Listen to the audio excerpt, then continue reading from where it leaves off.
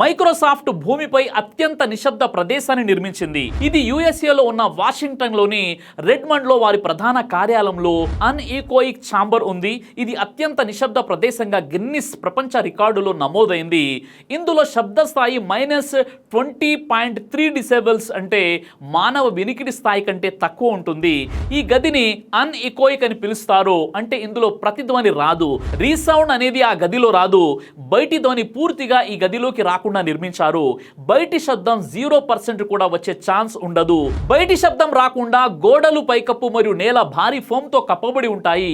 బయటి నుండి వచ్చే అడుగుల చప్పుడు, ట్రాఫిక్ లేదా గాలి కదలిక వంటి శబ్దాన్ని నిరోధించడానికి ఇది వైబ్రేటింగ్, డంపనింగ్ స్ప్రింగ్లపై తేలేటటువంటి విధంగా నిర్మించారు. ఇందులోకి వెళ్ళగానే మీరు మీ హృదయ స్పందనను కూడా చాలా క్లియర్గా వింటారు. మీ ఎముకల చప్పుడు వినబడుతుంది.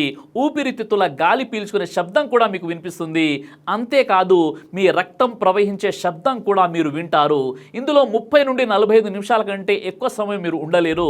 ఇది దేనికి ఉపయోగించబడుతుంది అంటే మైక్రోఫోన్లు, స్పీకర్లు మరియు ఫోన్ల వంటి ఆడియో పరికరాలను పరీక్షించడం కోసం సాధ్యమైనంత తక్కువ సౌండ్ లెవెల్స్ కొలవడానికి ఇది ఉపయోగపడుతుంది.